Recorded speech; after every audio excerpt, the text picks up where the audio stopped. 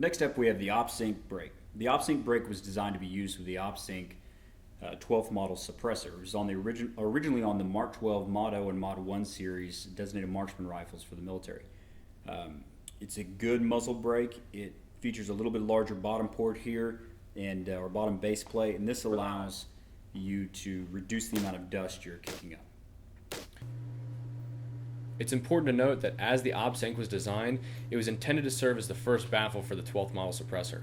However, because of the way it vents gases, as Steve mentioned earlier, and even though despite that it isn't one of the most popular compensators that we see around when it comes to controlling recoil, it was one of the top performers when it came to our full auto fire. It's important to understand that this is really designed to take the wear and tear off the 12th model suppressor.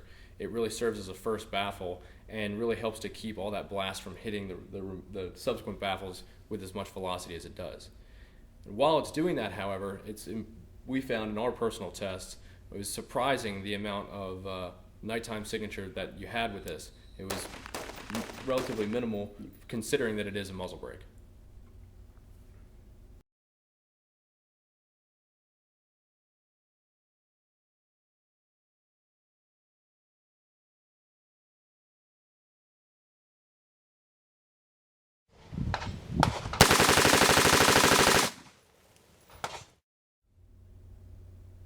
The very next muzzle device that we're looking at here is the AAC Brakeout.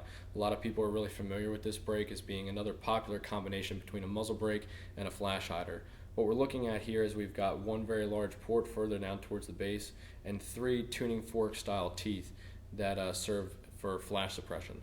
Now what we find here is that while this is well intended to be a great combination between a muzzle brake and a flash hider, and while the ports of the AAC did a great job of controlling recoil, the tuning forks designed to help reduce flash really didn't do it many favors when it came to the nighttime signature. We still had a lot of muzzle flash, and you'll be able to see that reflected in the video.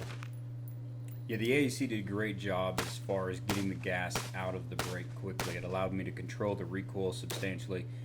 It wasn't on the top competitors list as far as other brakes or other compensators concerned, but it did a great job for its purpose.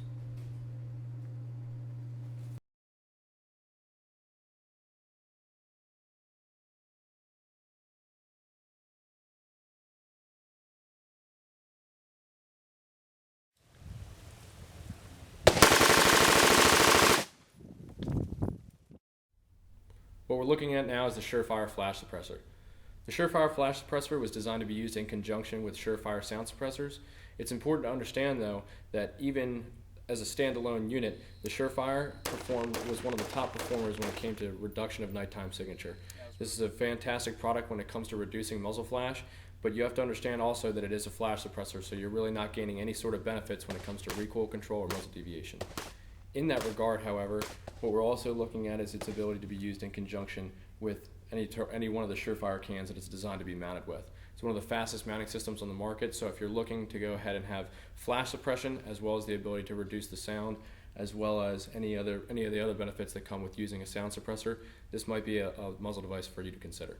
You know, another great thing about this flash hider is the fact that the noise isn't really increased when you're using it. Unlike a brake or maybe a compensator, you're not getting an absolute big blast to the side. So also coming with that is the fact that when you're in the side prone or rollover prone position, you're not getting a lot of debris getting kicked up around your face and stuff. So this is very nice and polite to the shooters around you, and at the same time it has the ability to mount a suppressor to it as well. And again, the reduction in night signature make this a great device.